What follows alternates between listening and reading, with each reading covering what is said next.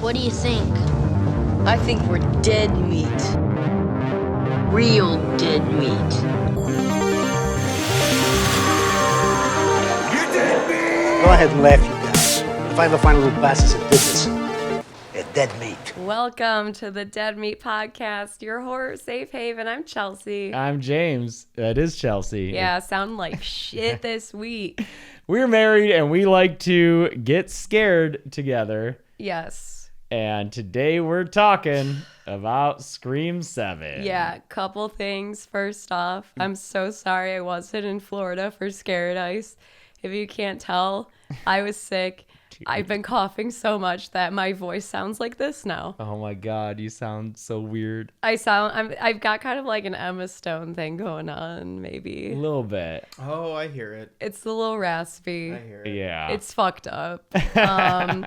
So bear with me. Yeah, so I might have to do the majority of the talking on this one, but that's fine because I got thoughts. We're doing it. We're talking about Scream 7. We kind of have to. I mean, it's huge. And okay, so we're gonna talk about everything. So we're gonna start with the behind the scenes stuff, talk a little bit about that because we can't ignore that. Right. And then we are going to talk about the movie as a movie and try to remove that Our feelings about. Yeah, Yes. try to remove the behind the scenes stuff from our assessment of the film and engage with it as a film because it's kind of our job, to do that, and we're going to do our best. So this episode is a fundraiser. We figured that we wanted to cover Scream 7. We are a horror channel.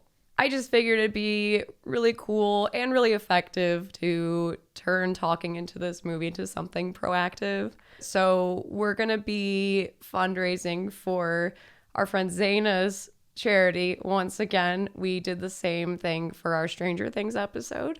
Zaina is a friend of the channel. She is currently raising money for an organization called Med Global. They provide medical supplies and services to people not only in Gaza, but Sudan, Lebanon, and they also help other indigenous communities around the globe.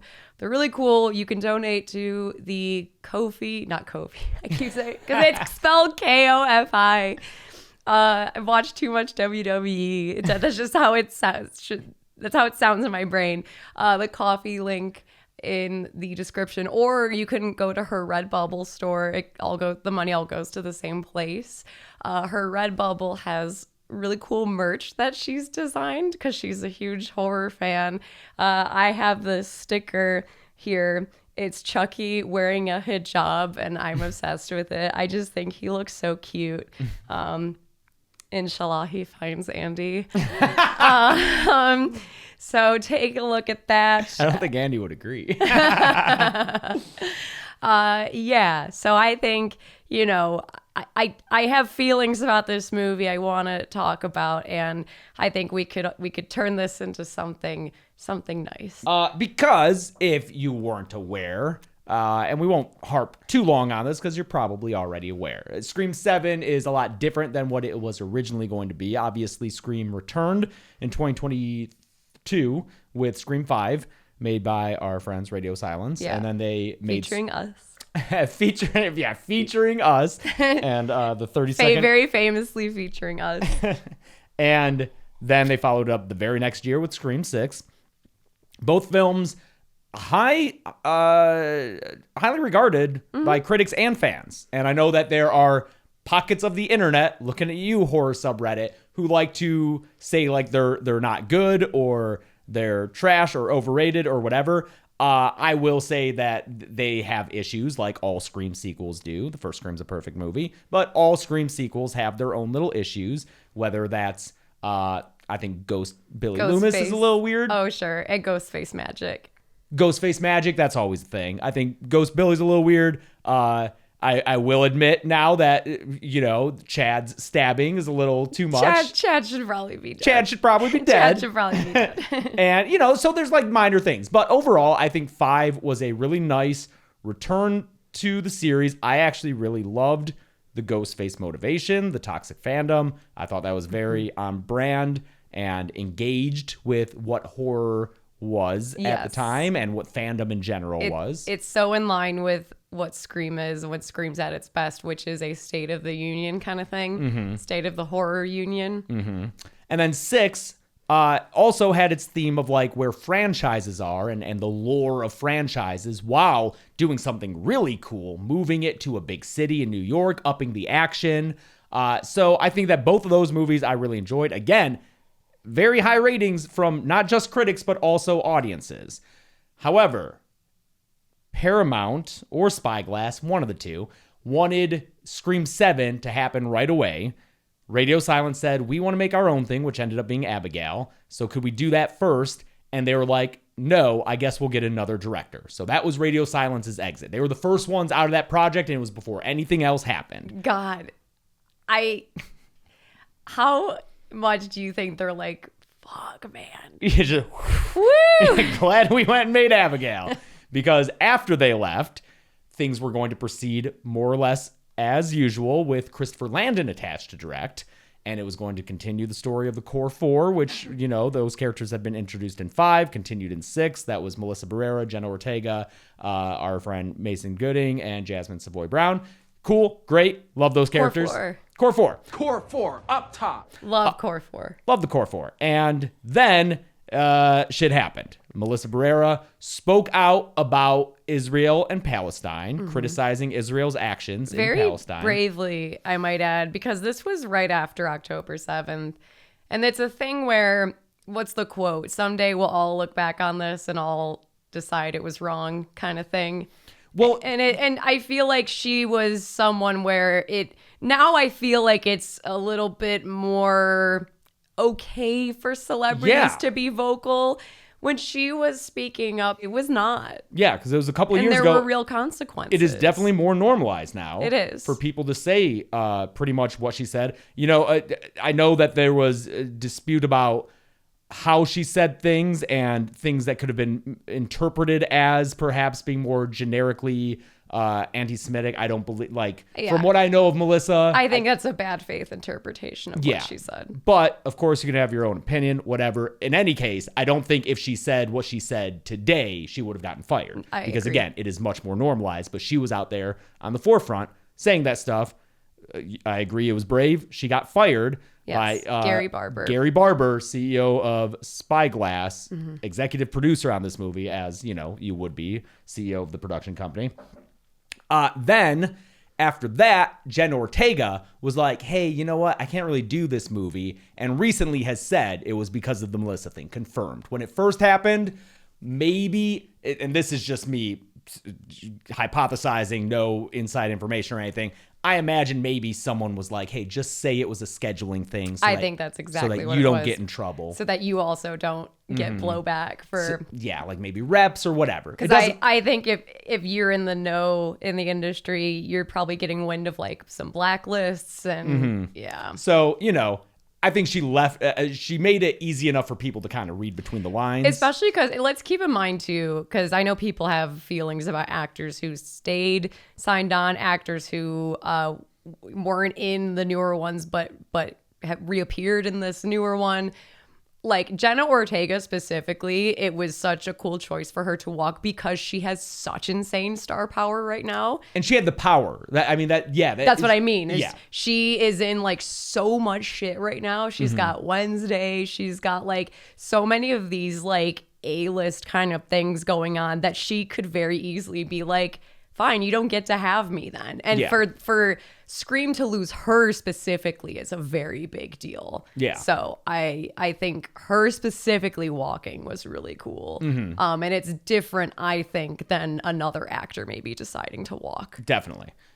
Then Christopher Landon, I don't know how much of it was in support of their actions. Part of it was harassment. Fans started harassing him for them getting fired. And I'm not surprised because fans I've also seen comments being like, your boys Radio Silence fired Melissa when, again, they had exited before all this happened. So, you know, try to get your facts straight before. I know Christopher Landon was receiving death threats and about his family and stuff. So he left the project. Yes. And so it just seemed like in such turmoil. And that's when Paramount started going the nostalgia route. They paid Neve Campbell got $7 million for her role in this after she didn't get what she asked for in Scream 6 and thus her absence in that film. So they ponied up the money, probably with the money that they would have paid Jenna and Melissa, and got Neve to agree to come back. And then I think she was first, and then maybe through her, I don't know the order, but they got Kevin Williamson, who wrote Screams 1, 2, and 4, and produced a lot of them, or was, at least an EP on them, got him to come back as a director.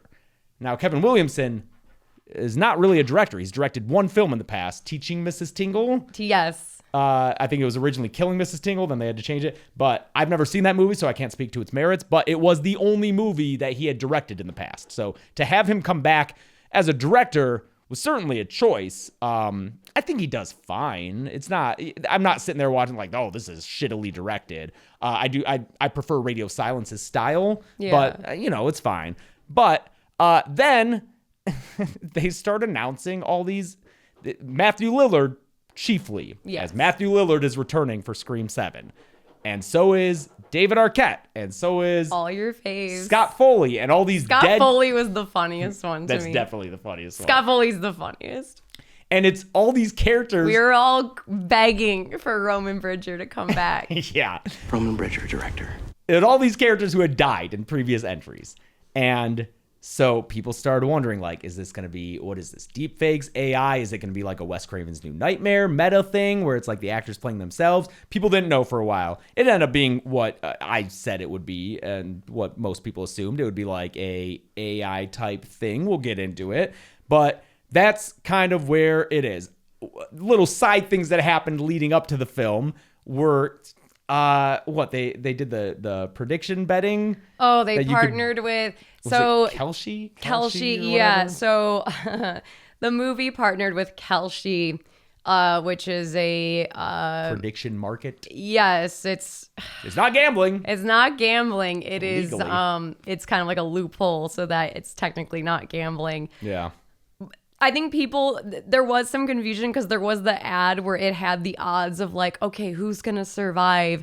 And I think people thought that you could actually bet on character. You couldn't. That was like... okay. Then I was confused too. No, okay. but still, it's the partnering with... Mm-hmm. Yeah, it's prediction markets. It's still just the concept of partner. Like, prediction markets suck. Mm-hmm. They are, I think, so...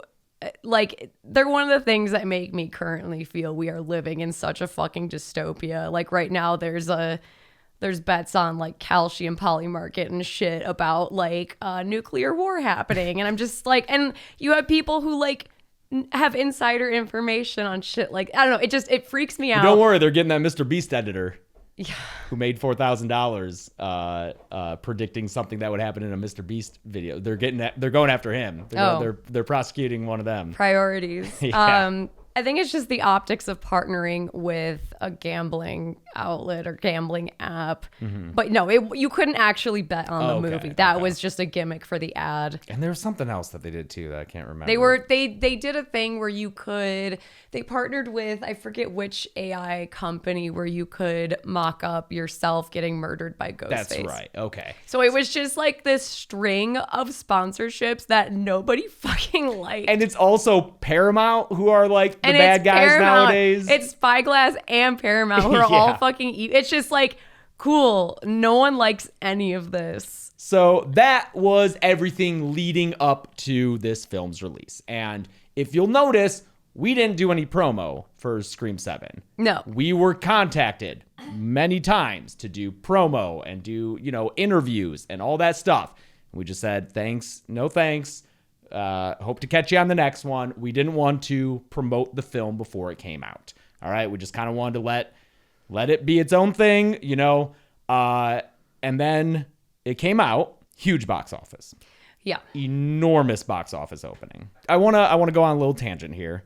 Cause there was some rejoicing that I saw online that was kind of like you stupid boycotters. Oh, I hated this. You thought you could affect things like, how's your boycott going now? Just some absolutely rotten kind of glee Yeah. at this boycott not working. And it's like, really think about what you're so happy about here. Because I'm not going to judge anyone who saw the movie. All right. It's just frustrating to me because while I will agree that there are people who are on like the boycott side who took things way too far. The Christopher Landon thing is an example. Where you're harassing. Like if you're being shitty to people because they saw Scream, I don't agree with that. Yes. I think you should be able to see this movie without harassment, etc. Yes. But I think the people who were trying to do the boycott or who didn't want to engage with it were, think about the position from what they were doing it from. They were upset that Melissa Barrera was fired for speaking out against a genocide. Yeah. It's because I think those people and me, even though, we're covering it now, just wanted maybe one time to see consequences for an action. Yes. Because right now, that's missing so much. Yes. You got like Brett Ratner making movies. Yeah. And Max Landis. Yeah. Just got to make movies. The Epstein files. Yeah. There are no consequences one's been arrested for anything. There's just no consequences right now. And it feels like you're just celebrating yet another lack of consequences. Yeah. Right. And so I just think that's kind of shitty. It is. It's disgusting. Like the attitude I've seen online from people within horror that like I've otherwise, mostly respected their takes has been really eye-opening and really upsetting. And I think it's fine if you want to celebrate the success of a horror movie at the box office. I feel weird not only because of the all the behind the scenes stuff. Also, I don't think this is a very good Scream movie. We'll get into it. Yeah. I promise we will get to the movie. But so I'm like, this is not the movie that I want to set box office records. Yeah. But you're right. There's a difference. Yeah, you can be happy that like horror's doing well, that Scream's doing well at the box office, but the like, haha, idiot boycotters, that sucks. Yeah. That sucks. Why it did so well at the box office, I mean, it's Scream. Scream's super popular. Scream means a lot to people. I think Nev returning, she was in 5, but like this is the most Sydney since the first movie. Maybe the second, but I believe it is the most screen time that Sydney has since the original Scream. And people love Sydney. Sydney is my favorite final girl. I fucking love her. I don't think Scream needs to still be following Sydney Prescott, but she does great in this movie. And I think a lot of people were drawn to that. I don't know how much Kevin Williamson was a draw because people don't tend to know writer. Matthew.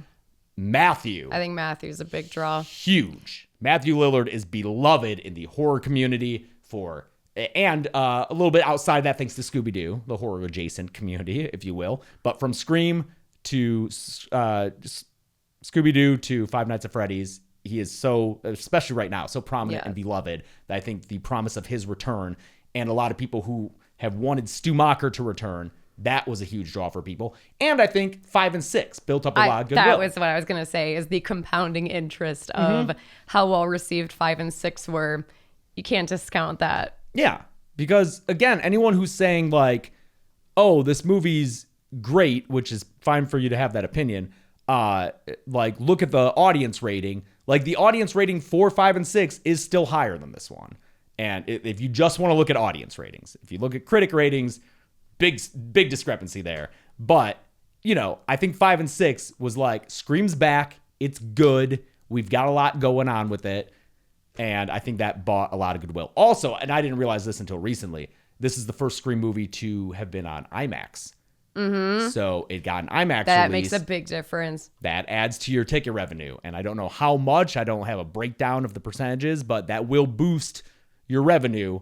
They lose their IMAX screens in the upcoming second weekend. We're recording this on the Thursday before the second weekend. Yes. So I don't know how it's what the drop's gonna be on the second weekend. Probably pretty substantial, but that happens for most slashers and horror movies. So I think that's all on that.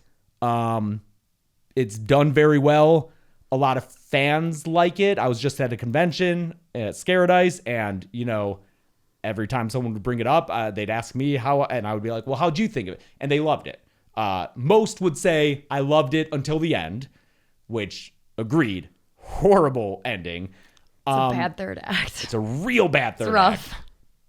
I had seen it once when I was talking to people, And I said that I hated it.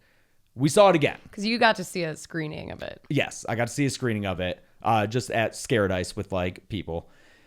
And I really didn't like it. And it was also at the end of the day after a convention, so I was tired.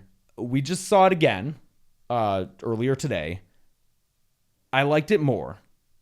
And again, I was trying to watch it neutrally. I do think there was more that I liked than I had remembered. It gets real bad in the last act, but I think there is a lot of things that I can enjoy throughout it, but it's not a good Scream movie. I feel like it's a decent slasher with a dumb ending, but as far as what makes Scream stand out among slashers, that's really missing from this. Because like we were talking about earlier, that state of the union on the horror genre or the meta aspect or even like referencing other horror properties is really missing in this. And the reveal is bad. Like obviously Scream's about horror movies, Scream 2 about sequels, 3 about trilogies. 4 was about reboots, remakes. 5 was about the requel, you know, where it's been long dormant, coming back with like the legacy characters. And 6, as I said, was about like franchises and the lore behind franchises. 7 doesn't really have anything that it's about. And it could maybe be about nostalgia, but because they talk about it a bit, but they lean too much into it to be any kind of commentary on it. It's just, it is nostalgia. And I think overall this feels like a movie that Scream would have parodied or that Scream would have talked about in earlier installments. It has become what it used to discuss in a bad way, in a generic way. And it's upsetting to me just because I love Scream, but I am glad that I saw it a second time because I don't hate it as much. I still think it's by far the worst Scream, and I will no longer say there's not a bad Scream. Because it's not. That's rough. Yeah. What about you? How do you feel? I mean, yeah, it's my least favorite Scream. Yeah. Although I don't love 4 either. Oh. Hot take. I think I said that in our episode where we talked about every Scream movie, and I got some flack for that. Yeah. I'm not a big fan of 4. I did the 4 panelists, Scared Eyes. I had know. 4 actors. Yeah. Maybe it's a good thing I wasn't there. I was supposed to do that with you. Although I do love Kirby. Oh, yeah. And Hayden was so jealous. Nice. Yeah. I'm so jealous. She's great. I'm glad to hear she was nice. Yeah. Hayden Pan, she's the cheerleader from Heroes. I would have fangirled so bad. Heroes meant a lot to me. Yeah. I don't know. It's very hard to separate the circumstances surrounding the film from the film itself. Like it's really hard. Well, they even do a little bit of tongue-in-cheek references to it. Yeah, a few too many times. When this movie does not shut the fuck up about New York.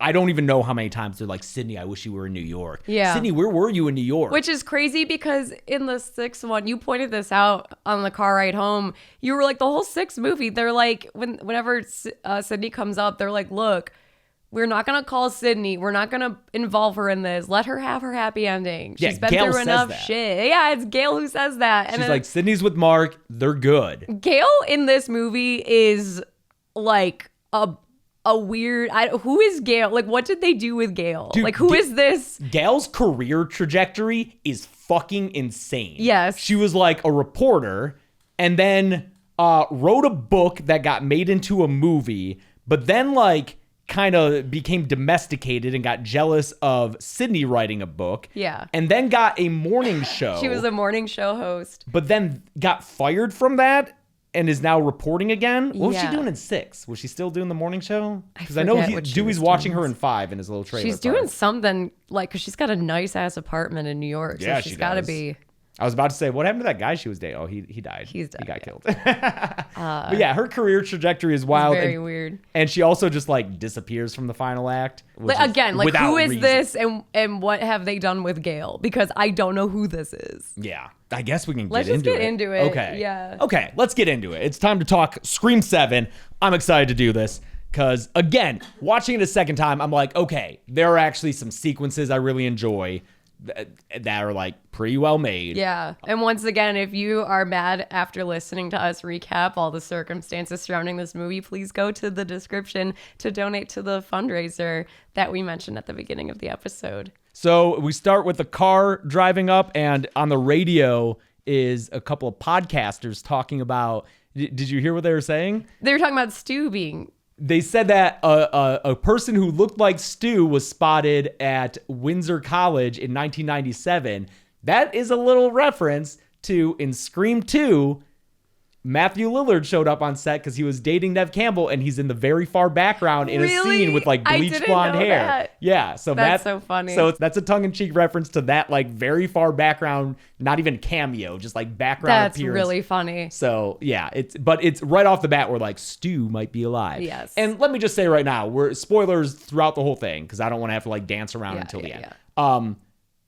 I'll just say Stu is throughout the movie, and then it turns out he is an AI deepfake. And I heard a lot of people come up to me at the convention and say, I really liked it. I wish that Stu had been actually alive. It feels like they were teasing us and that they, pulled the rug out from us by having him not alive. Listen, guys, I love Matthew Lillard. I love him. I love Stu, and it was great to see him as Stu. He's having a fucking blast.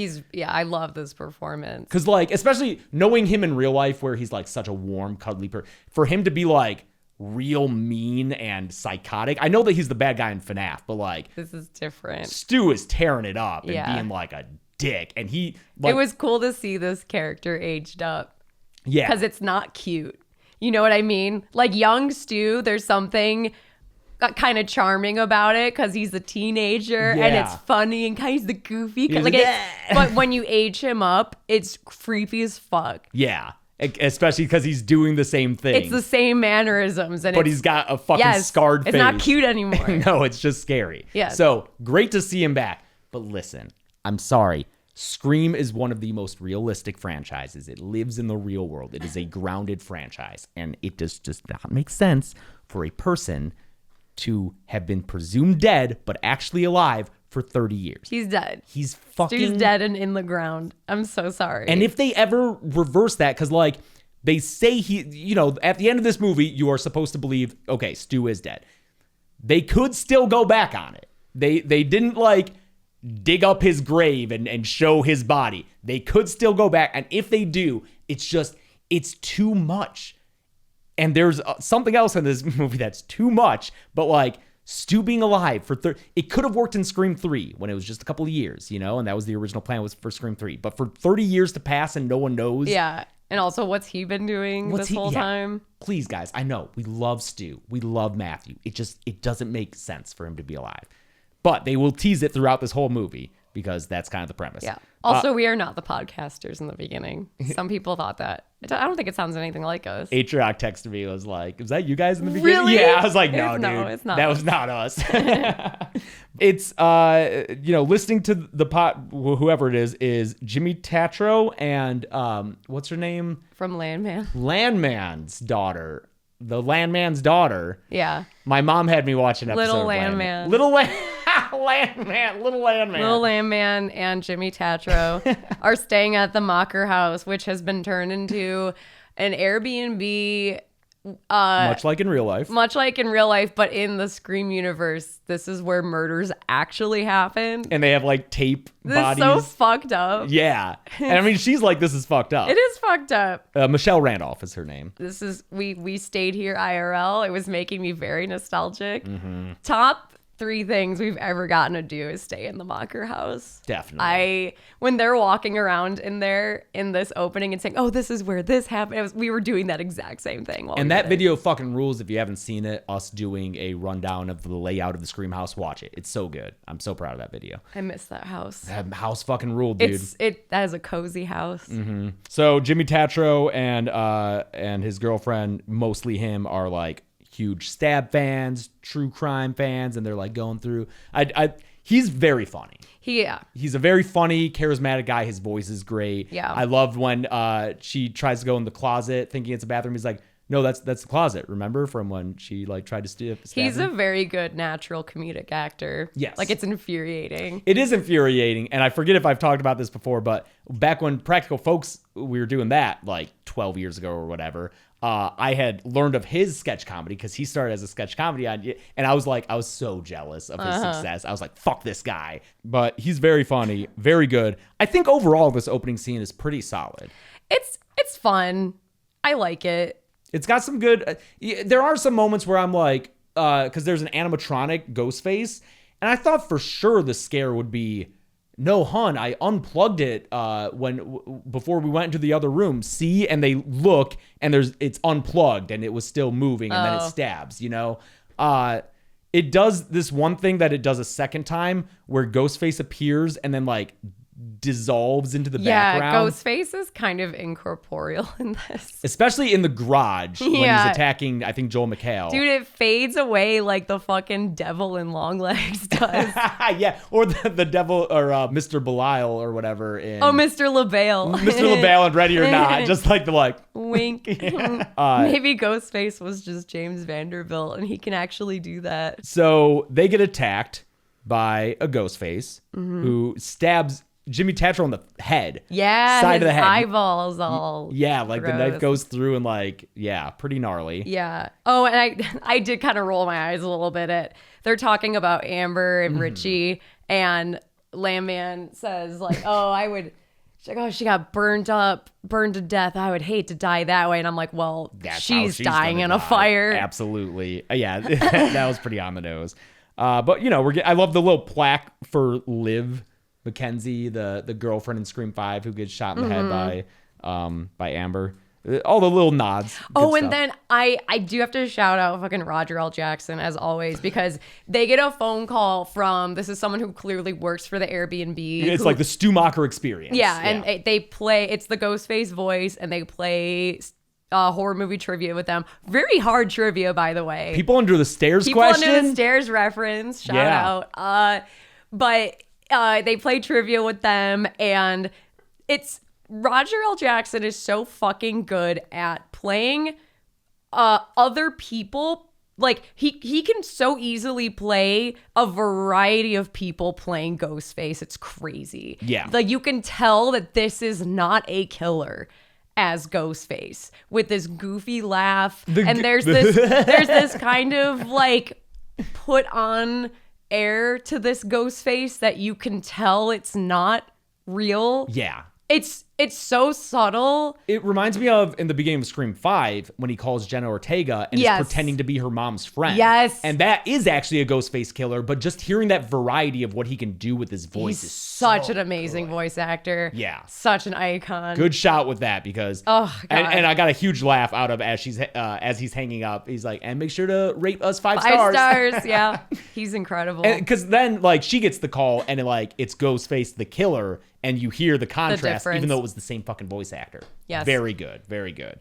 Yeah, so good little chase scene, run around, going up the stairs, getting kicked and everything. She falls, and you've probably seen it in the trailer where she falls from the banister and he rolls over and she gets stabbed in the gut with the knife. And then he takes a gas tank to the whole Stu Macher house and her. Yeah. And lights them on fire. And then her burning body, the chandelier falls on it. Insult to injury, the chandelier falling on. We both laughed. Yeah, we did. You know who would have been good in that role?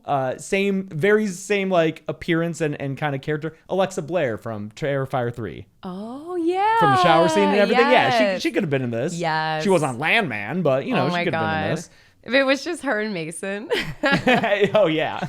Yeah, R.I.P. Macher House. So I like the opening scene as a separate thing, but it's so disconnected from the rest of the movie. It is. When we think about who the Ghostface killers are, why? Yeah, there's no motivation for them specifically to murder do this. These random people. Like, and then the only connection it has is like Gail's like, oh, like the people in Sydney's new town hear about it and like it raises their heckles or whatever. Yeah, they're it like, puts them on edge. Yeah, and that's why Gail shit's comes. going down and yeah. But now the stew house is gone. Yeah. In universe. I feel like if you were gonna do that, They're gonna build it again like a second Death Star.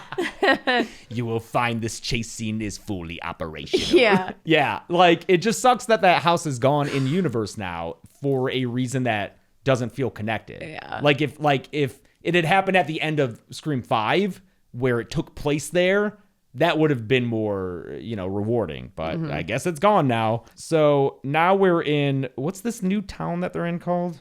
Oh, it's very generic. Newtown is where Sydney lives, and right off the bat we're doing an exact same scene from the first movie because it's Sydney's daughter in her room. And a scene from Scary Movie. Yeah, and her boyfriend. Oh my god, her boyfriend who just looks like Fred from Scooby-Doo. Oh, it's very bleach blonde hair. Yeah. Yeah. He climbs through the window. He says he was watching TV. He's creepy. It made him think of her.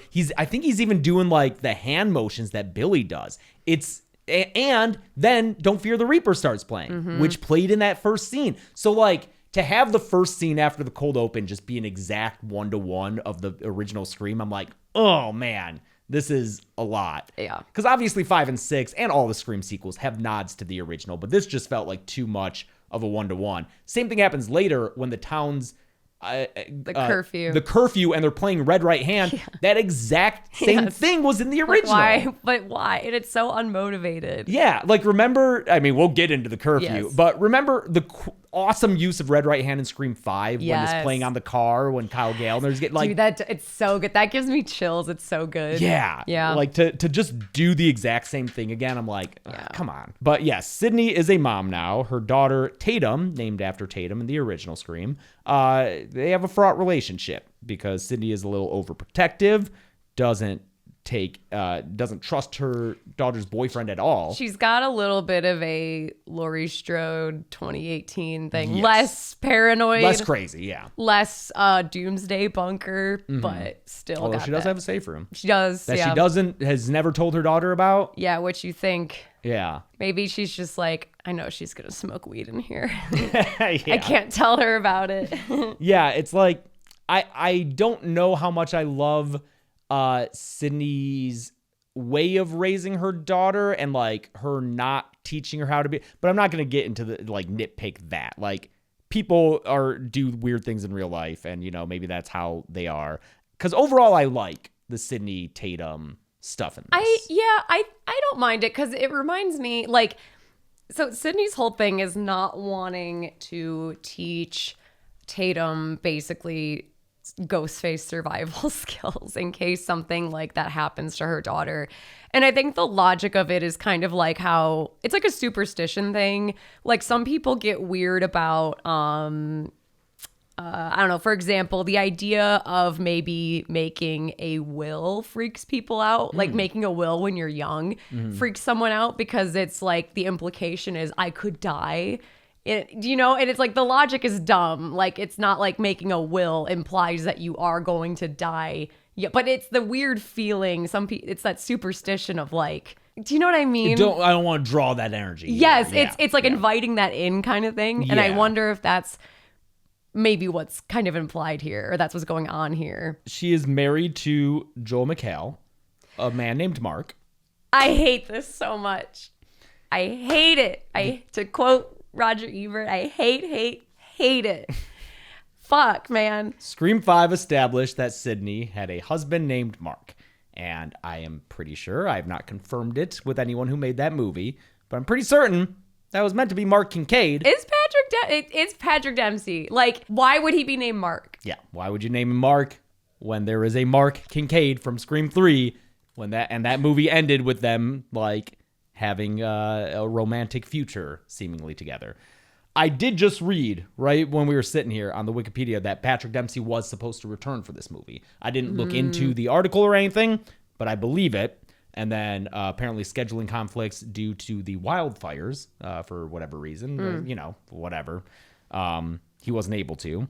And so instead, we have Joel McHale as not that Mark, but another Mark. A different Mark. Who is also a cop. Yeah. I just hate no, it's not the Mark you thought. It's a different guy. When we're pretty sure it was supposed to be the Mark we thought. I like Joe McHale. It is weird, though, like, Joe McHale just playing a guy. Yeah. It's so bizarre to me. Yeah, he's not like a snarky little asshole He's like just he a always guy. is. Yeah, he's just a good-looking, tall husband. Mm-hmm.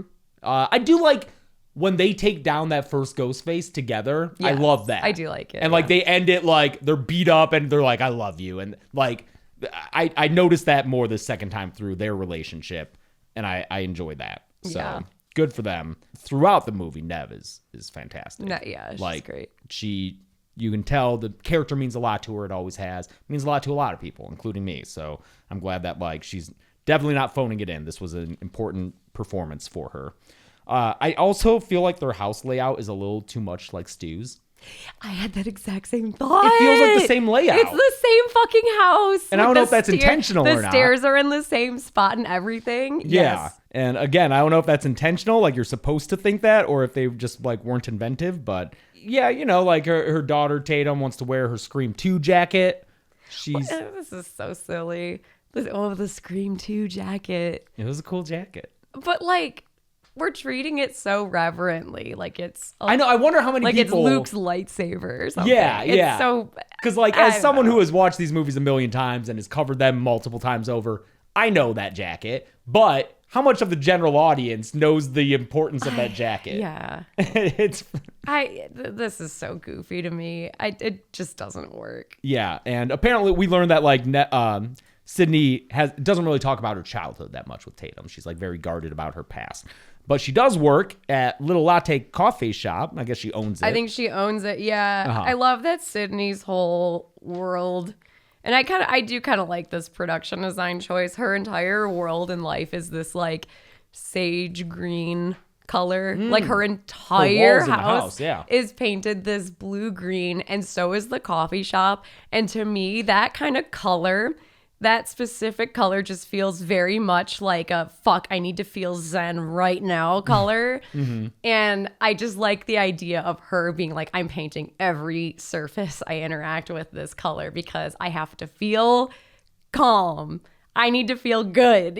Everywhere I go, I need to be chill. And Yeah. I think it says a lot about that character. Although it does sometimes get confusing depending on the edit, because if you're not immediately aware of where a character is, it can look like when you cut from the house to the coffee shop, it's like it takes me a second because the walls are the same fucking color. At the coffee shop, we meet her neighbor/friend Jessica, played by Anna Camp. Don't forget we see Carl. Oh yeah, Carl gets a coffee. Don't forget Carl. You will, but don't forget him. His name's Carl with a K. It's put on the coffee cup. She says coffee for Carl. He picks up. He's weird looking. He stares her down. She's like, "What the fuck?" And that's Carl. Yeah. Good job, Carl. You did your scene. Anna Camp is her neighbor/friend Jessica. Anna Camp's son Lucas is a true crime junkie who's obsessed with Sydney and wants to start a podcast. He wants the first episode to be about the New York Ghostface stuff and is asking Sydney to be on it, which doesn't make sense because as they will say repeatedly throughout this movie, she was not in New York. She was not in New York. And boy, do people get upset at her for not being in New York. Tatum has her friend group, who it consists of every franchise ever's star, McKenna Grace, and she was just at Scaradise, and I apologize for forgetting the name, Celeste O'Connor, who was in Freaky. Oh, I'm Gay, You're Black, We Are So Screwed. Yep. She is Chloe, and McKenna is Hannah. And I had to look those up because the side characters in this movie are pretty forgettable, I would say. And that's not a issue specific to this. A lot of the Scream sequels have some forgettable side characters, whether it's Jill's boyfriend in 4, I think Mason's girlfriend in 5, and then in 6. Yeah, in 6, there's some randos. I don't know. Annika was pretty cool before she got stabbed and then had to climb across that ladder. Yeah. But yeah, they all have, some forgettable. But this one I just feel has a lot of them who are kind of forgettable. Chloe can make a pizza. I guess so. And she likes Lucas, which they reference in this walking scene, but it still feels abrupt later at the bar when he like gets all up in her face and they're like flirting. It just seems like it gives 0 to 60 real fast. They're talking about this play What? Okay. that Tatum's in at school. This musical that they are all in together. I thought it was Peter Pan at first, but It it's is not. not Peter Pan. I don't know what the fuck this musical is. You've got McKenna as a fairy, and you've got Tatum as a mascot style dog Named Fluffy. Fluffy. There's a girl sitting in a bed. There's a girl sitting in a bed, and this is a thing in movies that I love. This is a trope I love is musicals that are like a tertiary part of the plot where you never really get a sense of what the musical's about, but you just see students or people in the costumes from it, and you maybe get snippets, but you never learn what it actually is. So there's like a kid dressed as a mushroom sitting in the audience behind the teacher, and there's a girl in like a clown outfit, and I just love it. I want to believe they never ever came up with the actual story for what this is and just put people in random shit. Because that's so funny to me. Tatum is this dog mascot named Fluffy, and I think it's a little like this is a little too ridiculous for me in that she has stage fright playing this dog, and then the way the drama teacher talks to her and is like, "Your Fluffy is not. Dogs are lively creatures. Yeah, you're Sidney Prescott's daughter. Why aren't you bringing that energy?" And I'm reporting you to the principal, and I'm getting you fired because, like, that's an insane thing to bring up to your student. I'm getting your mom survived murders, and you can't play this dog. Like bringing up my familial trauma. Yeah, I'm getting your ass fired, dude. And the teacher I didn't realize is Tim Simons. Yeah, from Veep. Just sitting on the corner. What? Nothing. Standing on the corner. Yeah, standing on the corner. I feel like he looks like Josh Rubin in this. Yeah, it's the beard. Yeah, he looks a little Josh Rubin-y in this. Who would have been good. He's the funniest red herring in this to me. Yeah, when he's doing the crime report, he's like, I was at home having dinner. Aperol Spritz. Aperol Spritz is a very funny We don't even have an who would do this? We don't even have understudies. And then he's later at one of the crime scenes, and we get like just a single shot of him, just so you remember he exists and that you think he's a red herring, and then we never see him again. Is that the last time we see him? And we never see him again. Dude, that's funny. It's really dumb. Yeah, and he's so aggressive to these students. I wonder if they maybe cut something where it's like, well, he's the drama teacher. He's good at acting. Maybe he could have done the deep fakes. He's good at like pretending to be other. I don't know. Yeah. I mean, I wonder how many, because there was a original version of the script with Melissa and Jenna's characters, or at least even if there wasn't a script, there was an outline, an idea for a story. And all of that got rewritten. Especially with Kevin Williamson attached to direct, who is a writer. He did a lot of rewriting. Like how much of the original is still left in here? Yeah, how is this Frankenstein, or was it like a whole new thing? I don't know. I would love to know, but I don't know how open they're going to be about all that. And even if we did find out, no way could we tell any of you. If we found out by from friends, it would have to be like publicly released stuff, and I don't know if they're going to publicly talk about stuff like that. And why would they have to? This movie made fucking bank at the box office, man. So he's like, you guys have to practice more. McKenna, you and Aaron, this tech, need to practice with the harness thing. And so, Tatum goes backstage to talk to her boyfriend about how shy she is, which is, that's her kind of character trait and arc is, shy. But I never get that from her. I don't either. She, kicks a lot of ass. Yeah. And so, and it's not until she needs to be. She has a lot of friends. Yeah. So I don't really get where this, she has a lot of friends and a boyfriend. Uh-huh. And she's kicking Ghostface's ass. As a shy girl in school, bitch, what are you talking about? Oh, one sad thing is that we get 2 reminders from McKenna Grace that she's having a party. That party does not happen. We don't get to that party. And a scream party... pretty fun scene. Yeah. No party here because McKenna Grace is the Sarah Michelle Gellar of this one. From Scream 2, it was a big name. And then she doesn't die in the opening. So you're like, cool. But she's the first victim in the actual plot. Was she also planning a party?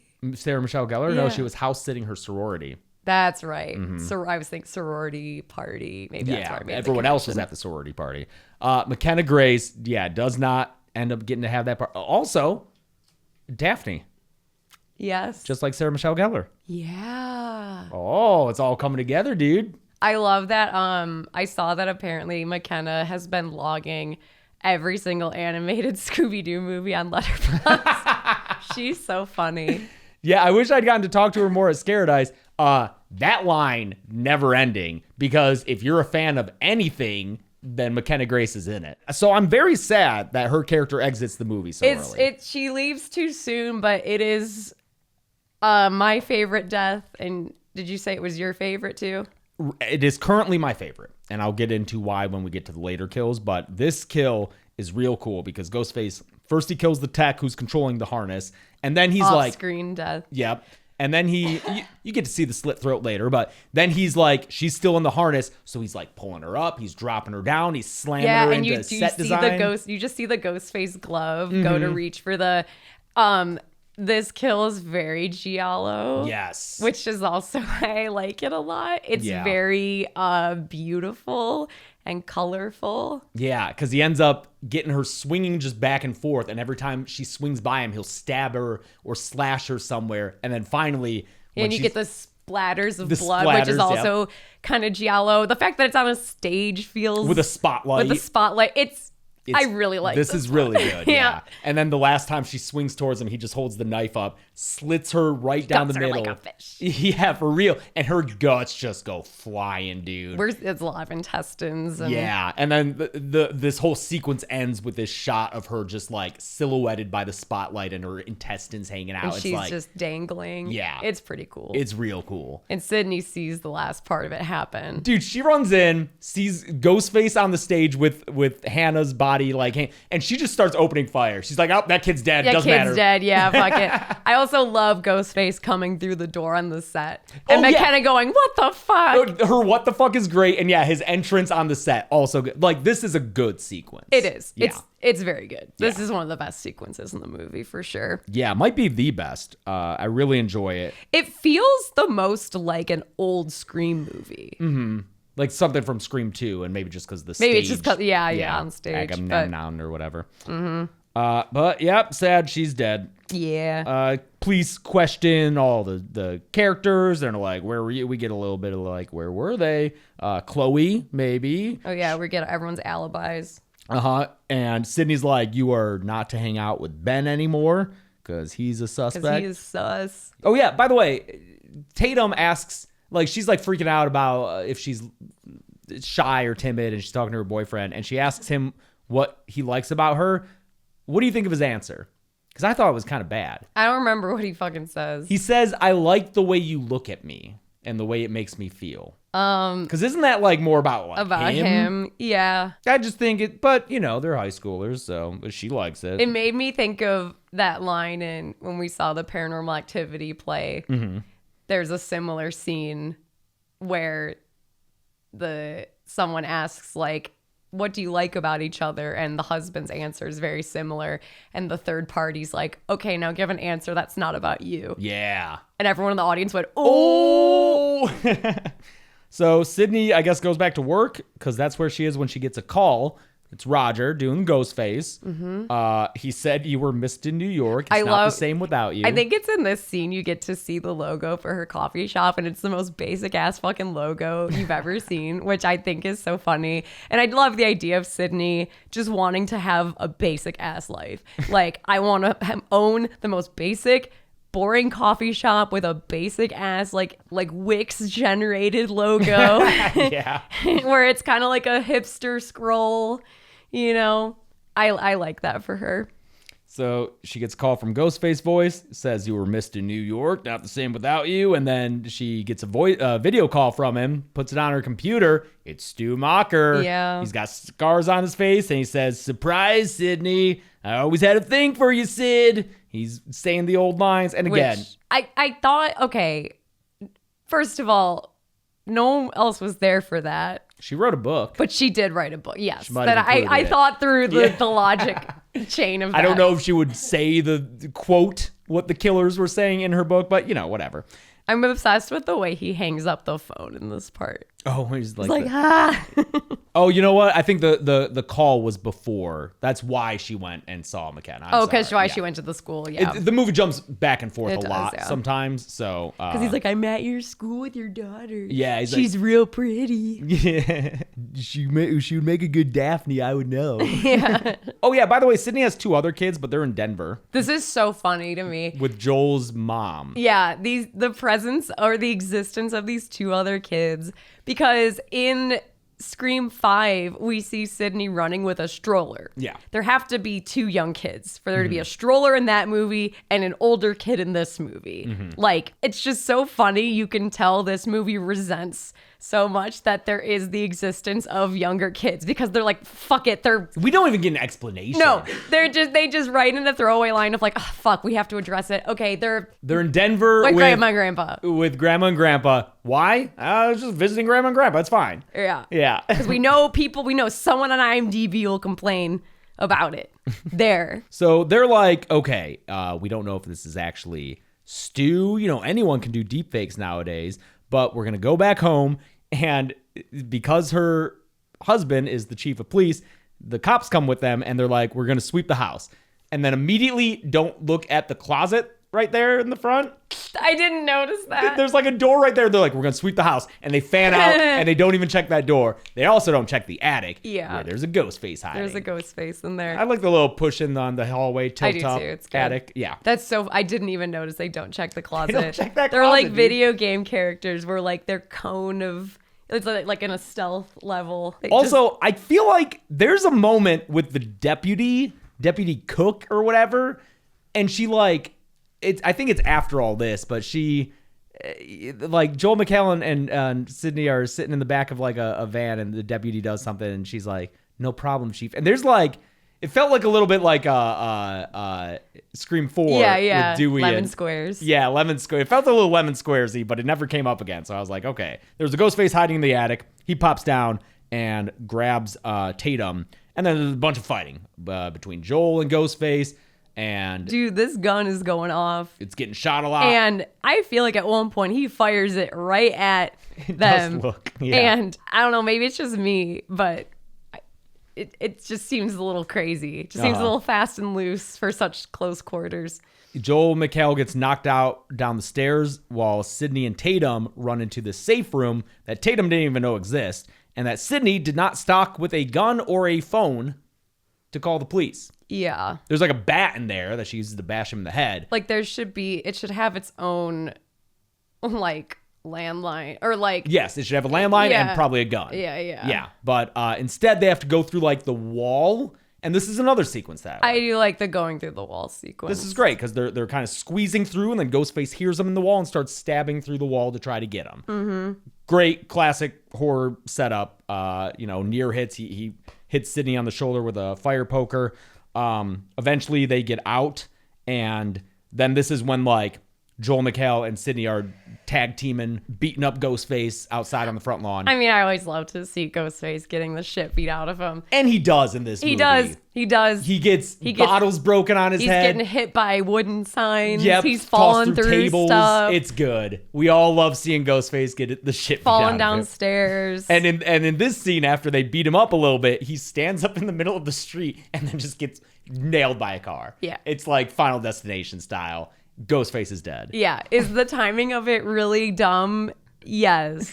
I'll allow it because Ghostface getting hit by a car is really funny. And I was shocked that at this point in the movie, what are we, like 40 minutes in or something? Ghostface gets killed. Yeah, and we Cool. get a Ghostface reveal. Yeah. Who hit him with the car?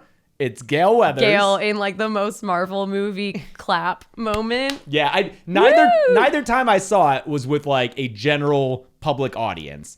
And I hear that there was lots of applause, especially at this moment, and like just big reactions throughout the whole movie. But Yeah. I have to imagine this was a big moment. It's Gail and the twins. From 5 and 6. They are now working for Gail because they're going to be in this movie. And that's the best way to put them in. We gotta get him in the movie, yeah.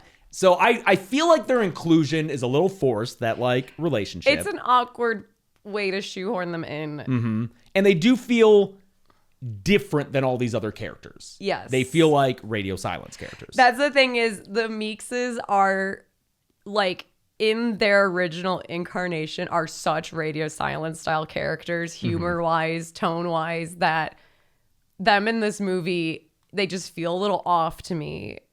All that being said, I think they're great. Yes, they are. I think they bring a lot of lively energy. They're both so funny. They're both very funny and charming. Yes. And I love them. I know they're, I guess, a little divisive with the fans because they're like the people who say the meta things, and like some people only want Jamie Kennedy to do that.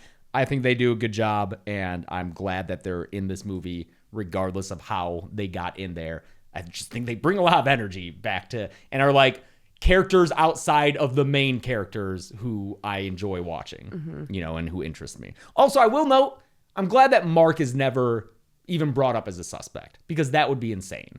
Like, Yes. she's been married to, she has 3 kids with him. I'm glad that it is just never, ever like, oh, could it be the husband?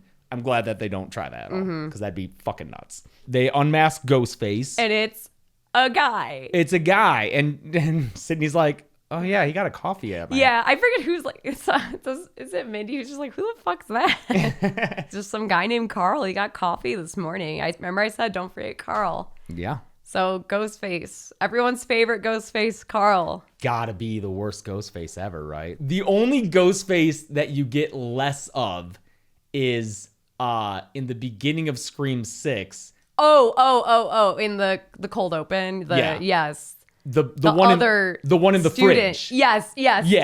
and like the knockoff Ghostface who you'd never even see alive. He's just dead in the fridge.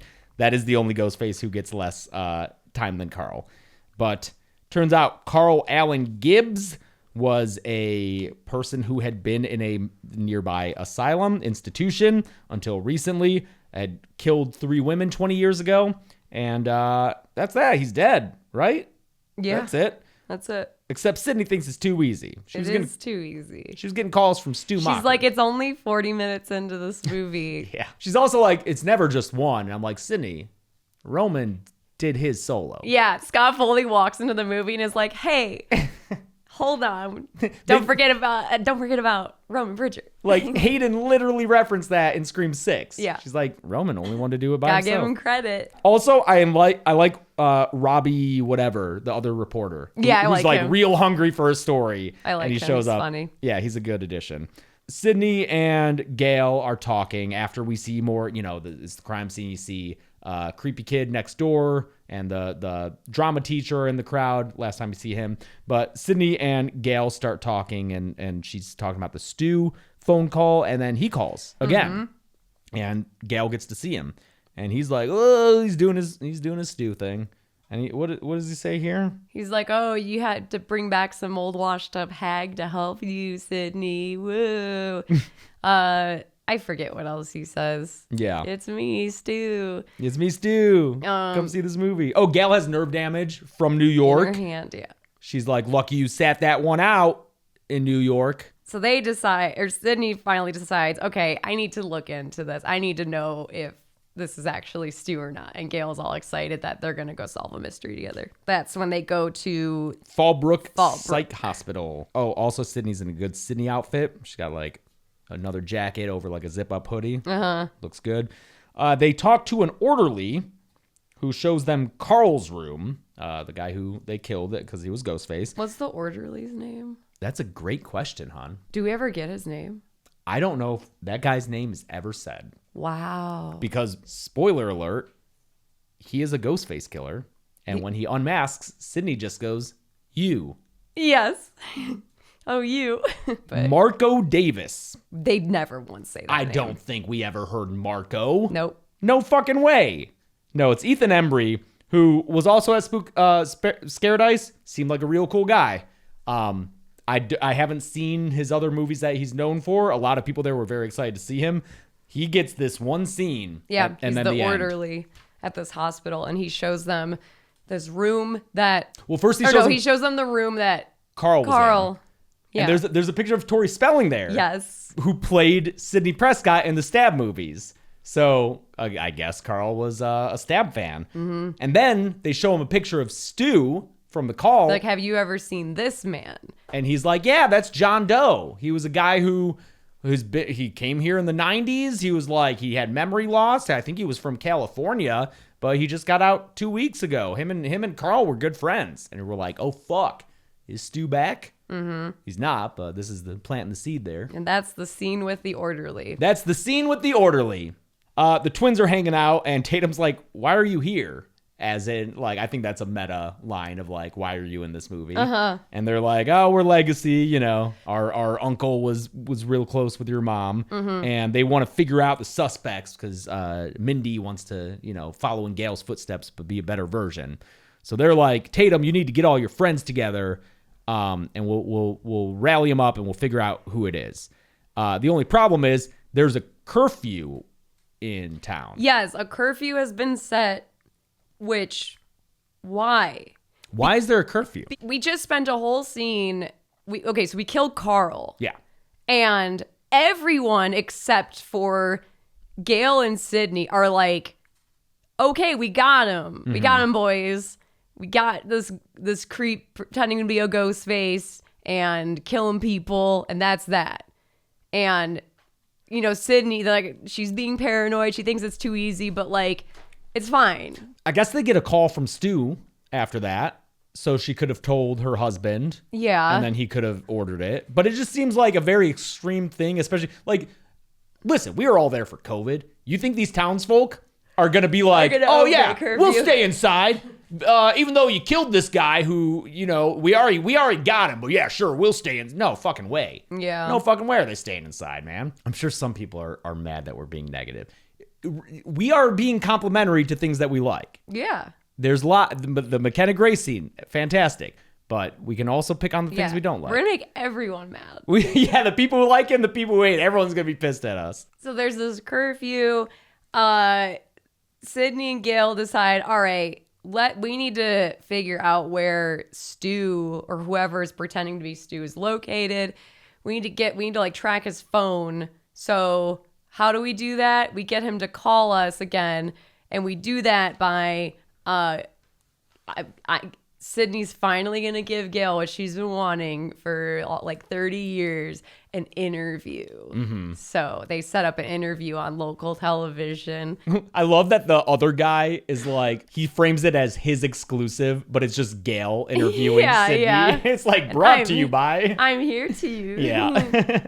The most EP role ever. Yes, yeah. Mark gets attacked at home in their garage that they are working on. Yeah, by incorporeal Ghostface. Oh, yeah, there's one Ghostface like dissolves away. Yeah, behind the tarp. And he stabs him 4 times, and that was in the trailers, and we were all like, oh, Joel McHale's a dead guy. He's a goner. Mm-hmm. Little did we know that he would be the Dewey of this movie. So now there is the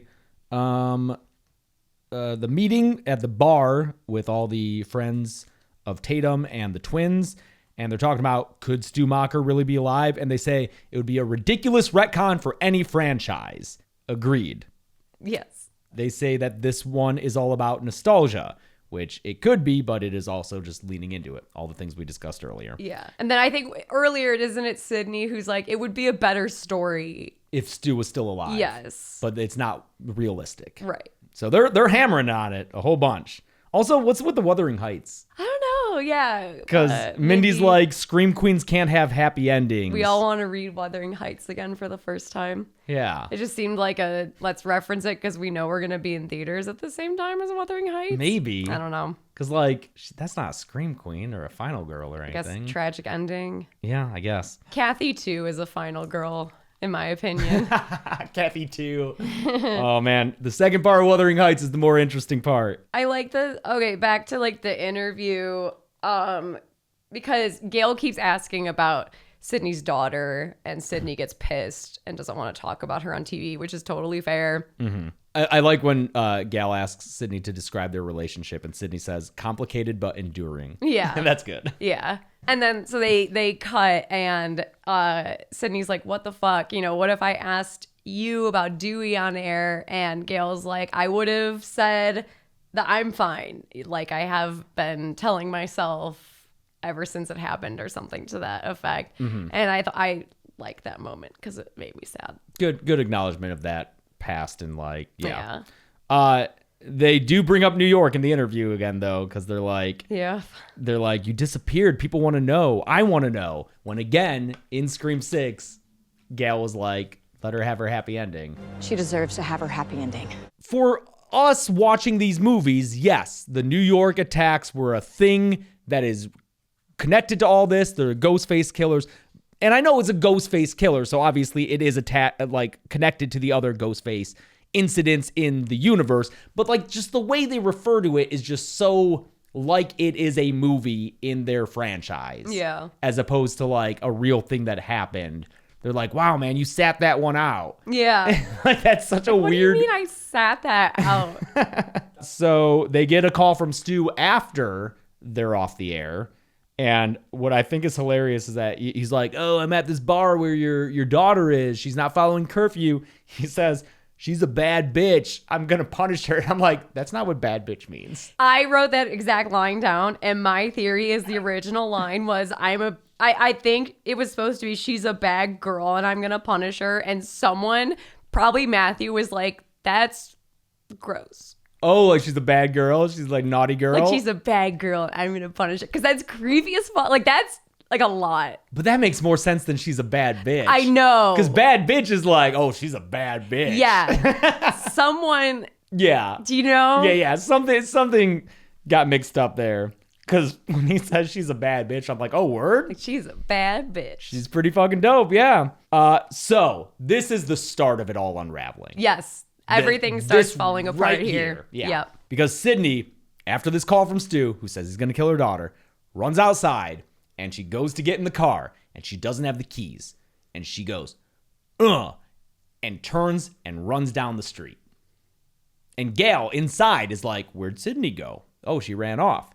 And both of these things are so insane to me that Sydney decides to run across town instead of going to get the keys or like having someone else drive. Like get another car. And sure, people don't think rationally under stress or whatever, but we are also writing a movie, and what's annoying about this is the next like 5 scenes of Sydney are her standing in the middle of an empty suburban street on her phone. And it's like, it keeps cutting back to it. I'm so sick of Sydney in the middle of the road. Yeah. And then Gail is just fucking gone from the movie until the end. Gail becomes a video game NPC. As soon as Gail is off screen, she deactivates. Yeah. Because she shows up again. What the fuck is she doing this whole time? She shows up again at the end and is like, why'd you run away from me? Oh, the movie's over? Okay, I'm here for the ending. It's like, what do you mean, why'd you run away? You saw the phone call where Stu was saying he's gonna kill my daughter. Was she just hanging out at the station that whole time with Robbie? It's crazy. It's insane that she didn't like go to Sydney's house or go to the coffee. Like, what is she doing that whole time? What is Gail doing that whole time? I'm dying to know. Because like 6, I remember a criticism of like Gail disappear, but she gets stabbed and taken out. Like they give a reason for her to be removed from the movie until the end. What is she doing this whole time? I don't know. It's dumb. It's very dumb. And Sydney running through the streets, also dumb. So now, while they're doing that, we get all the stuff in the bar. Yeah. Is this when Tatum finds in her boyfriend's car? Her and her boyfriend leave. This is also really stupid. She gets in the car and he's got his laptop with him, and she like looks at the laptop and it's him in front of a green screen and Matthew Lillard like he looks like in the phone calls. And he's been experimenting doing deep fakes. And she hits play and it's him being like, I'm gonna fucking kill you, Sidney Prescott. Dude, you are incriminating the fuck out of yourself. I'm just saying, if you're gonna be fucking around with that, why wouldn't you be like, this is a test. Yeah. 1, 2, 3. I am seeing if this is a possible thing that could exist. This is Ben, person who loves Tatum and respects Sidney Prescott, and I am testing this thing for their benefit. I am Tatum's boyfriend, who we've established is good at computers, seeing if this is a possible thing to do. Instead, he's like, I'm gonna fucking kill you and your daughter, Sidney Prescott. And the way it morphs from him to Matthew Lillard is the most like boomers just being like, oh, is that how it's done? It's like literally like the swirly warp effect, and then he's Matthew Lillard. Yeah. It's real bad. But again, just the incrimination of that. Like, dude, even if you were innocent, the cops are gonna find that and you're fucked. Because like, try explaining that. She knocks him out and runs out.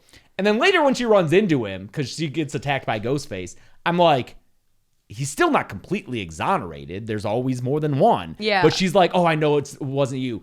And then I'm like, we could play with that. And then he gets killed right away. I'm like, oh, we could have played with that a little more. Yeah, I agree. You know? In the meantime, in the bar, just everyone's getting fucking killed, dude. Ghostface shows up. I do hate that the twins go to leave and the front door is locked. And then they're like, but it's like a completely glass front door. And they're like, oh no, we're locked in. We got to find another way out. Dude, just fucking break the... Again, video game and PCs. Yeah. Yeah. Yeah. Again, it really starts to unravel in a hurry here. So Ghostface is attacking the friends. Who gets attacked first? Is it, in the kitchen, it's Chloe. Chloe, yeah. Uh-huh. She has a fun little scene, a little chase scene with him. She ends up accidentally stabbing Chad. Yeah. Like in the shoulder. Yeah, because Ghostface is like appearing and disappearing and stuff, and like she turns and stabs, and it's Chad, who had just said earlier, I don't want to get stabbed tonight. Yeah. In reference to all of his stabbings. And then Ghostface slashes Mindy in the stomach, and those two are just down for the rest of the movie. Mm-hmm. But then Chloe gets further attacked. She runs out of the kitchen, and Lucas is like, I got you. And he walks backwards into the kitchen, which is a real dumbass thing to do, and then stumbles out holding his stomach where it's just red. And I'm like, that's fake. Yeah. He walked in there. We didn't see the attack. He comes out with ketchup on his stomach. No problem. No problem. Chloe gets further attacked by Ghostface, who fucking like slides her along the bar, like in through like glasses and stuff. I like that. And then she dies after he like finishes pushing her off the bar and like glass goes in her neck. Yeah, she gets killed by glass. Yeah. But then Lucas is still alive. Mm-hmm. And he's not in it. That was a real stabbing. I was like, oh, okay. And this kill, when he picks up Lucas. This is ridiculous. So he picks up Lucas, and for some reason, one of the beer taps has like a spike on top. Yeah. And he puts it through the back of Lucas's head, who then slides down, and then his mouth opens and he leans forward, and beer comes out. And blood get shot out of his mouth. One, I don't feel like the tap is there physically. It's a fun kill. It is. It's really fun. It looks like a Terrifier kill. This is straight out of Terrifier, yeah. Like, this looks like a prosthetic dummy that Damien Leone created. Like, it looks like it. Yeah. And it's so extreme and over the top that it's, like, funny.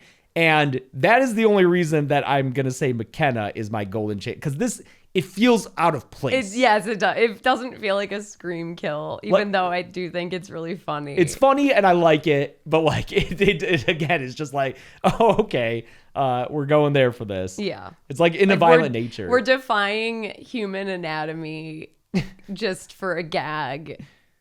It just doesn't feel like a scream kill. Again, like, I'm not mad at it. Yeah, it's in a violent nature for sure. Yeah, it feels like in a violent nature.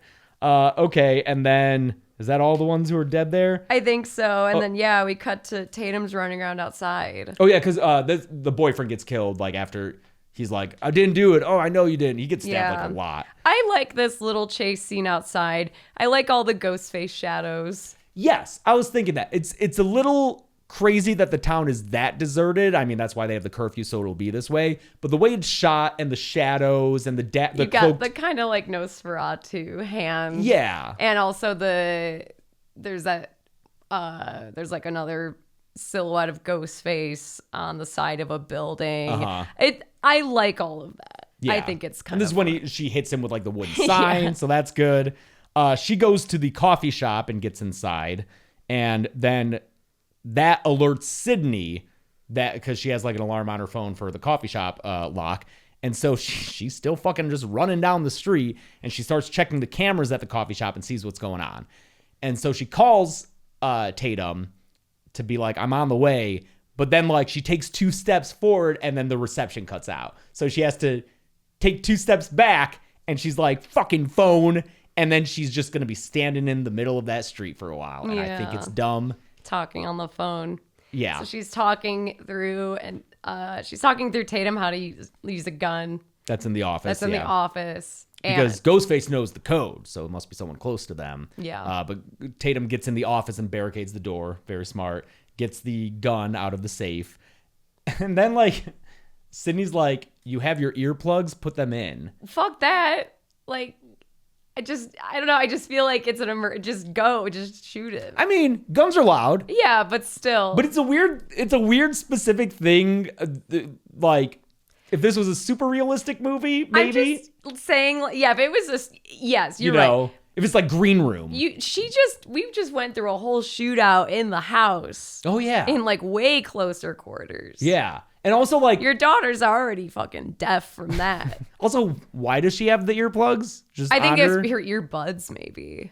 Oh, so she can hear the instructions without Ghostface hearing. Never mind. Oh. Okay. Criticism revoked. I thought it was like, hey, you know those eargasm earplugs that you always carry for concerts? Put those. Okay, that makes more sense. Because I was also wondering how Ghostface wasn't hearing the. Okay.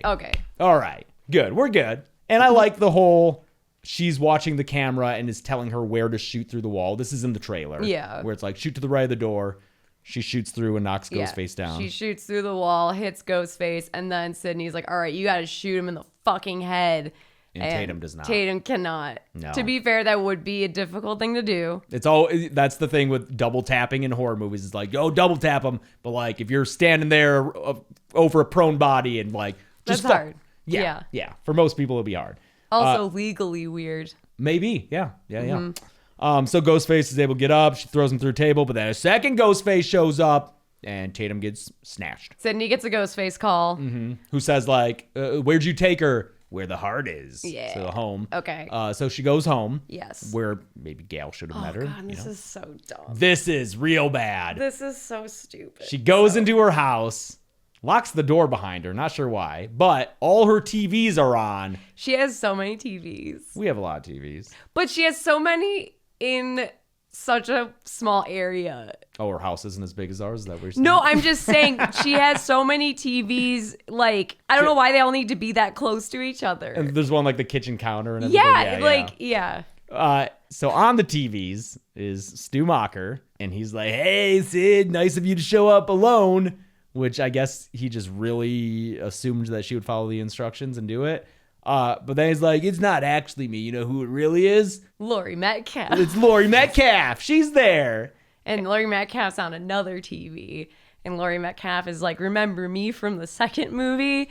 I hate that you killed my son. Yeah. Sydney's like, I would do it again. Yeah. And then she's like, but you know who's also here is Scott Foley from the third movie. And then it swings to another TV and it's Scott Foley who's like, look, Sydney, it's your brother. You remember me? We made a movie together. I was a single Ghostface. Don't forget it. That was pretty cool. And I think it's this TV that is too high up. It's above a fireplace. TV too high? Subreddit? TV too high. That's a good one. Never put it above the fireplace, guys. Come on. And then the last deep fake is Dewey. It swings over and David Arquette's there. He's like, and I'm your friend. And I died for you. Why, Sydney? Why? And we got the Dewey's theme playing, which is from Broken Arrow, which we watched recently. And that movie does not use that theme well. It doesn't make sense. It's a much better Dewey theme. But I don't want to hear it here with fucking deepfake Dewey. Oh, this sucks. upset me. Also, like, they all look like they're current day actors. Why would the deepfakes have them all be the age they are in 2026? Instead of how they looked like when they died 20 or whatever years ago. In this case, do the Dunkin' Donuts commercial de-aging. Because that makes more sense here. And also, if your whole thing is to fuck with Sydney, shouldn't it be Billy? Yeah. Who you're calling her with? The boyfriend who murdered her mom and manipulated her into having sex with him before he tried to kill her? Isn't that going to be a little more salient than your friend's boyfriend who is just like, hey, I always had a thing for you. But you can't do that because we already did Ghost Billy in 5 and 6, and you want to get those Matthew Lillard bucks. So it's just, if you're going to fuck with Sydney, it would probably be Billy, but you can't do that. So it's Stu. And then all these other people who, again, this is just like the most. It's such a random grab bag. it's just so dumb seeing them all be like, and they all just look green screen. They probably filmed them in their backyards, It looks just like being green like, screen, yeah. just like Laurie Metcalf be like, hey, yeah, It's me. crazy. Yeah, I hate it. It looks like garbage I think it's my least favorite part of the movie until maybe until the Ghostface reveal. Yeah, so they've set up Tatum like Steve Orth from the first movie, tied up outside in a chair. There's a ghost face there. She goes outside, he demasks, and she goes, You? Because it's Marco. Marco. The orderly from one scene. We took your dad. Imagine having gone to the bathroom during that scene. We took your dad when we saw it again. He didn't recognize him. He thought it was just a guy. He did not recognize him as the orderly from that one earlier scene. He's like, oh, I don't know. I just I thought they met at the institution. Yeah. It did not click for him who that was. And why should it? It was a guy in one. It's a guy in one unless you scene. know Ethan Embry as an actor, which I didn't. I was just like, who the? Oh, it was that guy. Then he's like, "Come on out, Stu."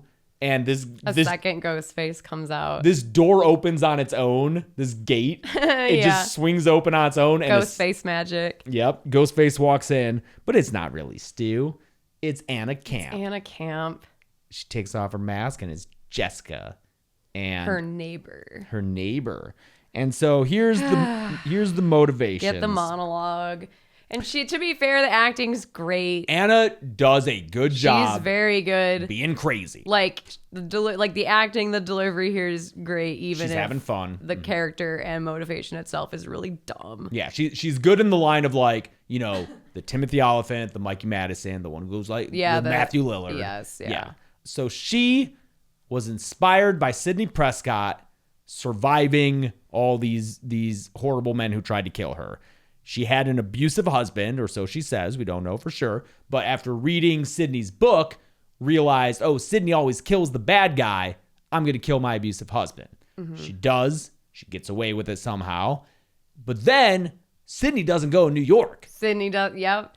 As we've been reminded so many times. And because Sidney... it makes her fucking snap. Because Sidney disappeared from the public eye after being an inspiration for her. And because she wasn't in the last movie, she fucking snapped. Yeah, because Ghostface murders without Sidney don't count. They say that. She says. Yep. They say the sixth movie doesn't count, dude. Yeah. And so that's what makes her snap. She gets committed. No, she checks herself in. Oh, I'm sorry. You're right. She checks herself in. And that's where she meets Marco. Everyone's favorite character, Marco. And Marco, we learn, used to work at Google. He has a background in AI. So he was able to do the Stu I don't stuff. understand what his motivation is. We don't get a motivation from him. Because, okay, hers is explained, but like, what does he get out of this? We don't They should have know. at least have him be like romantically obsessed with her or something. Yeah, something. And like, I guess if you want, you can just headcanon that. But that's what makes the most given. sense to me is he like is really into her. Into or Anna like, Camp? Or was getting like sexual favors out of it or something. And again, you can headcanon that if you want, but you have to headcanon it because it's not said in the movie. He gets shot in the head like right away, and then he's dead. So like, what did he? So like, and listen, when we left the theater, I was like, he is by far the worst Ghostface with the worst motivation ever. And you're like, what about Carl? Carl had a picture of Tori Spelling. Tori Spelling, who played Sidney in Stab. That's more motivation. Like, yeah. he was into Stab. And we get Carl's name. They say Carl's name. We see it written on a cup, dude. Yeah. I never see Marco written anywhere. Oh, God. It's so bad. It's so bad. And then, like, Anna Camp's motivation is just so dumb to me. It's so dumb. And then you realize, if you think about it, wait, she killed her son. Yeah, Sidney brings it up. She's like, you have a son. And she's like, no. Whether she killed him or... He was a dud. She was like, he was too much like his dad. So whether she killed him or just let him be killed, it doesn't say specifically. That's insane to me. That's like, that makes no sense. That's to too me. far. Even for a killer in a Scream movie to like murder your own son. What? Why not make him the other? If you want to go that route, at least have that character be like the weird kid at school who like maybe has in the past killed like stray cats or something, and that's like, like he's got that side to him. where he could potentially be violent, Like his and she abusive dad. yes, Yeah. and that makes more sense to me. Yeah. And that's what makes him creepy, but also that's where she would see the potential for him to turn into his father. Yeah. But right now, it's like he just has an interest in true crime like everyone does. Yeah. Like, God, she literally says, then you went away and you didn't go to New York. Like, come on, man. Yeah. It's it's really dumb to me. And it's so much like, Cressel's over there sighing. He got spoiled on this movie. I mean, it sounds like I dodged a bullet. It's very bad. The reveal is very, very bad. She also says that she's going to make Tatum watch her mom die like Sydney did. Sydney didn't watch her mom die. Okay, thank you. Because I was sitting there like, wait, am I misremembering? No, Sydney came and found her mom dead, but I'm pretty sure she was already dead. Yeah. At the hands of Billy and Stu, being directed by Roman Bridger. He's a director. Roman Bridger, director. So now she's like, I'm going to kill you and make Sydney 2.0 and Tatum. And then go to jail forever? Or, yeah. I don't know. This is oh yeah, Joel McHale's still alive. They drag him out like he's the dad in the first one. Mm-hmm. And he's like, he saws Tatum free. So she's able to get away. Ethan Embry gets shot in the head so fast that you might miss it. I missed it because I was writing something down. And after the movie ended, I was like, wait, what happened to other Ghostface? And he was like, oh, he got shot in the head. Pops him once in the head and he's gone. They run to the garage where, again, there's tarp all over. Pretty good little fight scene. Yeah. I love the stab with the screwdriver in the leg. And then she's like trying to stab her with her left hand. Sydney's trying to stab Anna Camp with her left hand. And then just like grabs it with the right hand, just fucking shanks her a bunch. Mm-hmm. Tatum comes in and shoots Anna Camp down. And they are like, oh, you okay? You okay? And then she's gone. Ghostface magic. And then she comes screaming at them with the screwdriver, and they shoot her in the head so many times that her body falls and then her face slides off. Yeah, it's like pretty they great. shoot her face off. It's pretty cool. Pretty great. But yeah, that's I'm Sydney fucking Prescott's daughter instead of I'm Sydney fucking Prescott. Okay. And then Mark is still alive. He's on the stretcher like Dewey in the first one. So I'm glad, I'm glad we didn't kill Sydney's husband. That would suck. Yeah. Because I'm assuming they're going to make another one. That's about it. There's a fun little... yeah, and then Gail shows up and is like, thanks for ditching me. What the fuck? Yeah. And Sydney's like, you're right. I should have gone to New York and been there for you. Like the fun little mid-credit scene with the twins doing the report. Oh, yeah. Because they're so fucking funny. And you can tell they love acting together. Yeah. So that's Scream 7. And then Einstein Kill Songs plays over the credits. Great. That's right, yes. There's stuff to like, for sure. There's some good sequences. I think the cast does most. Nev, really good. I forget which scene I marked specifically as damn, is she... Oh, it's the interview with Gail when Tatum gets brought up. Fucking fantastic. Nev really brought her A game. Got paid well for it. Good for her. They're going to make another. This box office is crazy. I am curious to see what the legs on it will be based on the kind of mixed word of mouth. At least the negative critic review. I think it's 30 something on Rotten Tomatoes. It's really bad. It's really bad from the critic side. Again, the fan side, it's fine. But if that's enough to hinder the legs, I think the mark to watch for based on its huge opening is, will it pass 200 worldwide? If it does, then okay, it performed regularly. If it doesn't, then the reviews might have affected it. And I do think that Scream 8 might be affected by this because when it comes to long-running horror franchises, the performance tends to be based on the previous movie's reception. We see it all the time. Nightmare, I forget which one, 5 had a huge box office, even though that's not a great Nightmare because 4 was so beloved. And you see the reverse. You'll see a really good late sequel that does poor. I think Saw 6 did really poorly, the healthcare one, because Saw 5 was so kind of eh. So I'm curious about Scream 8. I would love if they could apologize to Melissa, bring those characters back so that we have everyone together, and I know, I really, because it's I want to enjoy it. I know, me too. That's the problem is for me, it's not fun anymore. Yeah. And so much joy is just not there for me. And it just sucks. So, like, I really hope they can do that. I don't know how likely that is. I don't think it's very likely.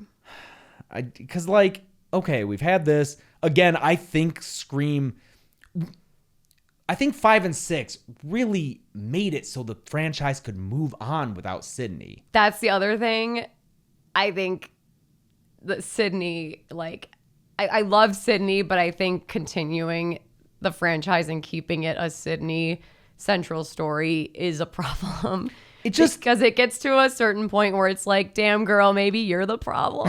Seriously, it really stretches credulity, right? Yeah. To just have this same person be involved in all these like things. She's been attacked by so many serial killers. Yeah, and it's like crazy. Again, I love Sydney. You love Sydney. We all love Sydney. It's probably a big part of why this movie did so well at the box office. But like, just for the sake of believability, I don't know. 5 and 6 really set it up well to move on without her. Yeah. And then we regress to this. Yeah, because it's still like related to Sydney and related to that story, and she can still show up. Yeah. But it's not, oh, it's just another person who's obsessed with Sydney. Yeah. Yeah. For the people who wanted that, we got that here. Again, most Sydney we have had since the first one. So we got that. Great.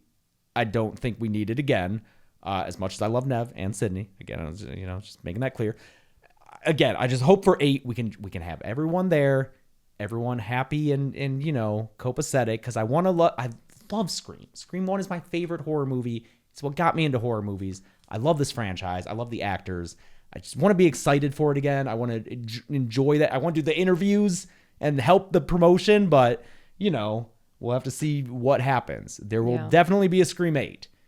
And I'm just so interested in seeing what it'll be. I'm glad I watched it a second time, and I'll kill count it eventually and give all my criticisms and probably do another donation. But yeah, This is also why there should be more than 4 movie studios. That's the other fucking thing, dude. It's really hard to because like we covered Hard Eyes. Mm-hmm. That was the Spyglass thing. Mm-hmm. It's hard. Like the people who made Hard Eyes are great people. Yes, yeah. Who have to work for one of the few studio. It's slim pickings, man. Yeah.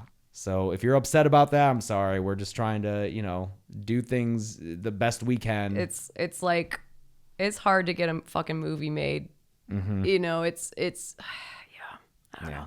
The landscape right now for creatives really fucking sucks. Yeah. So well, the Warner Brothers sale, it's like, it fucking sucks, man. Like be pissed at the studios.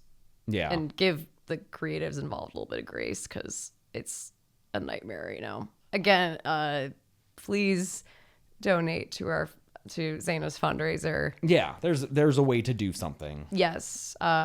Turn your anger to something proactive. It feels good, and it does good. I'll be reading all the comments, so please feel free to pitch in with whatever you think. Mm-hmm. I'm very curious to see what people think about all this. I know a lot of you love this movie. So if you did, I hope you're not mad at what we said about it. I think we were were totally fair. Yeah. I guess that's it. Mm-hmm. We're going to try to give you a March Madness later this month. Yes. With a bit of a different kind of bracket than the past few that we've done. Yeah. So I'm looking forward to that. It'll be fun. Because we wanted to get this episode out. Our schedule's wonky. Yeah. So just bear with us. Keep an eye out. We'll let you know. All right. Well, until next time, I'm Chelsea. I'm James. And that's Gressel. Thank you, Gressel. And this has been the Dead Meat Podcast.